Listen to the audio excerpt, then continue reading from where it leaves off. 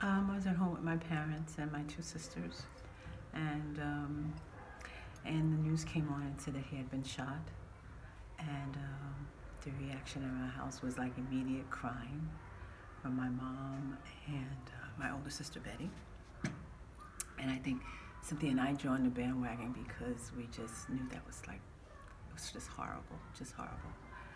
It was in April of 1968, and it was in the evening. It was on the evening news, and I was in the living room with my dad, and we heard the news. And I think you need to understand a little bit about my background to understand the depth of the concern and the worry and the sadness.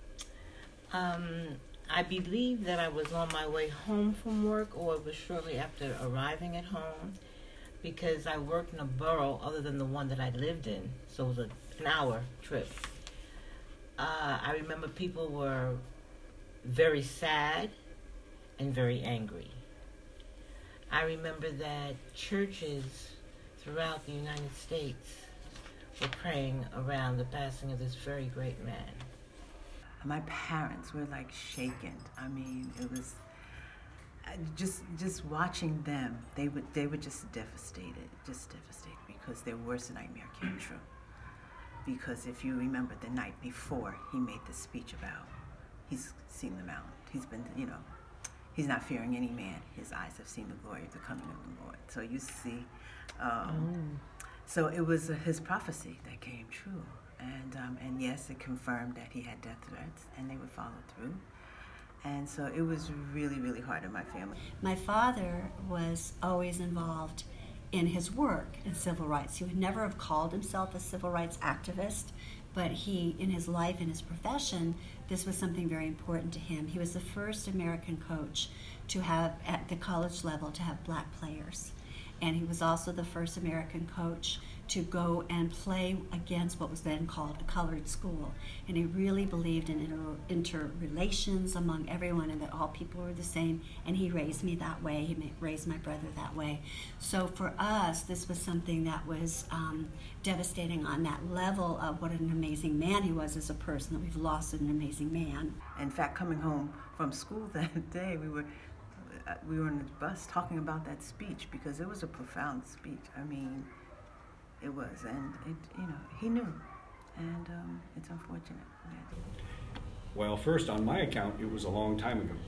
I was a sophomore in high school in Cleveland, Ohio, and so it was in the spring. It was in April of 1968, and so it was a long time ago. And then my grandparents called, and the conversation that my mom and my grandmother were having, they were hysterical. They were in tears. They were just, it was, that moment broke, I think, probably the spirit of a lot of African Americans. That it just, it wasn't denial that it couldn't happen. It was just the pain that it did happen. I started off a collection of questions at the beginning of January, and I had 4th and 5th grade students saying things like, "Oh, isn't he the man who helped slaves get to Canada?" And so clearly there is a gap between what kind of education they're getting and the knowledge that they have about him. What legacy do you think should be handed down to these children regarding Dr. Martin Luther King? I think that they should recognize Dr. Martin Luther King as a person who was very conscious of civil rights. Another interesting part of Dr. King's life, there were many, but is that the rights for civil rights and for economic progress that he was leading went from the Washington Monument in Washington, D.C. to the Lincoln Memorial. And he did that on purpose to, in a sense, honor Abraham Lincoln as a Republican president who signed the Emancipation Proclamation in 1862, becoming effective in 1863. And Dr. King wanted to essentially commemorate that, and seems he did quite well, since 250,000 plus people would be the estimated count of who turned up at the mall in Washington there to be able to be part of history. I think he should be known. I mean, we were in the library. A lot of them don't even know who he is, or just how profound his movement was. And it wasn't just for African Americans, it was for everybody of color who had been discriminated, of race, creed, and color. I mean, he wasn't just a speaker for just black people. He just spoke for justice for every single person that existed in the world. I also look back in history to see where did someone like Dr. King, where did he get his foundation for some of his beliefs other than family and maybe his education, but where did he get it? And it's interestingly that he looks back to one specific person, Mohandas Gandhi, nonviolent, peaceful protesting to gain an outcome for people as a person who was committed to his beliefs and for the betterment of people. They should recognize him as a person that is not simply a holiday. Mm-hmm. He's a person that contributed a lot to the cause of all humanity. He began his civil disobedience, and this is nonviolent civil disobedience because of his studies of Mahatma Gandhi.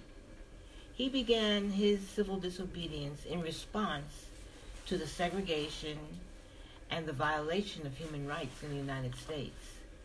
And he did this with a collection of people from all races, all religions, and all creeds. So what began as a fight for integration ended up as a fight for human rights for everybody. Martin Luther King's civil disobedience, peaceful, protests, the whole concept of dignity, and using the Constitution and people's rights to stand up for themselves and to gain their rights was just an amazing way. And it really was a counter to so many of the other ways of approaching the situation. Mm-hmm. And I think that's something we need to remember, is that we can peacefully resolve. We have to rely on the Constitution and the rights that are there, and he did that. At the time of his death, people were still very angry about the assassination of Malcolm X, who was again another person who was a civil rights activist. But his path was different. He wasn't trying to integrate. He wanted a nation of his own for people of color. However, over the years, Martin Luther King and Malcolm X were coming toward a more common ground. And I think that might be why both of them are no longer here. And after his death, it was done in the school system. You learned about Martin Luther King all the way up to high school, to college.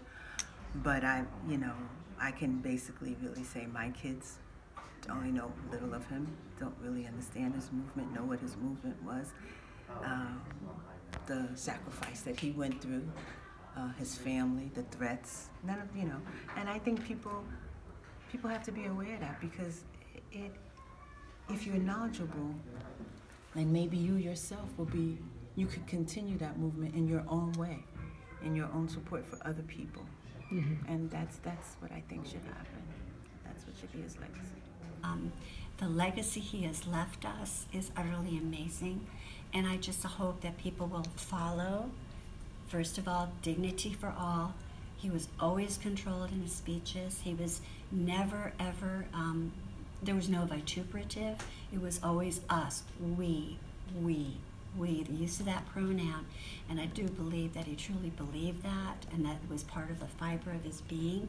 And I was raised in a family where that was a fiber of our being. So it was something particularly important. I want all kids to know him.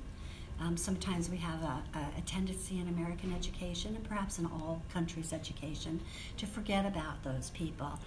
We are where we are now because of what those people did. Mm-hmm. And it's important for us to remember that, to look at the lessons, to try to apply them in our own lives. And no, not all of us are going to be statespeople. Not all of us are going to be leaders. But we can all, one-on-one, make a difference in our own sphere of influence. I would tell children today, do not depend upon a textbook. Textbooks are money-making businesses. If you want to know why a person is of value, you do personal research. Go to the library, read newspapers, read articles, watch movies, watch documentaries, and get a sense of who this person was and why he did the things he did. The fight for human rights continues to exist. So pick up the gauntlet and read. Well, that's a great answer. Thank you, Miss Amelia. You're welcome.